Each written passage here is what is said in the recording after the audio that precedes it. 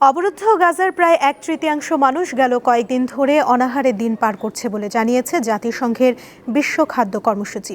এ অবস্থায় না খেয়ে অপুষ্টিতে প্রতিনিয়তই বাড়ছে মৃতের সংখ্যা। শুক্রবারও অপুষ্টিতে মারা গেছেন 9 জন। কি ভাই, দরকারের সময় নেট নাই? আপনার চাই রবি ওয়াইফাই, ব্যাটারি ব্যাকআপ সহ এখন নেট অন সারাক্ষণ।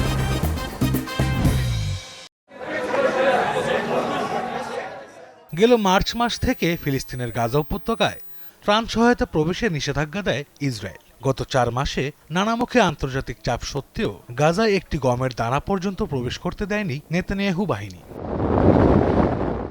এ অবস্থায় গাজা জুড়ে দেখা দিয়েছে তীব্র খাদ্য সংকট। খাবারের অভাবে অপুষ্টিতে ভুগছেন হাজারো মানুষ।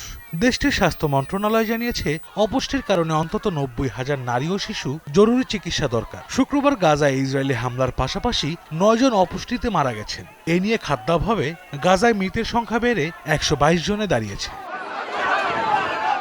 এদিকে জাতিসংঘের বিশ্ব খাদ্য কর্মসূচি সতর্ক করে বলেছে, গাজার প্রায় 1/3 মানুষ অভুক্ত অবস্থায় দিন পার করছে। দ্রুত ত্রাণ সহায়তা প্রবেশের অনুমতি না দিলে বড় বিপর্যয়ের আশঙ্কা সংস্থাটির। ইসরায়েলকে অবিলম্বে ত্রাণ প্রবেশের বিধিনিষেধ প্রত্যাহারের আহ্বান জানিয়েছে ফ্রান্স, জার্মানি ও যুক্তরাজ্য।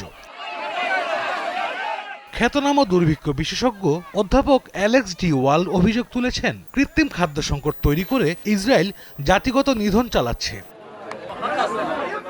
এদিকে গাজায় নতুন যুদ্ধবিরতির আলোচনা স্থগিত হওয়ার জন্য হামাসকে দায়ী করেছেন যুক্তরাষ্ট্রের প্রেসিডেন্ট ডোনাল্ড ট্রাম্প। পাশাপাশি গাজায় হামলা জোরদার করতে নেতানিয়াহুকে আহ্বান জানিয়েছেন মার্কিন প্রেসিডেন্ট।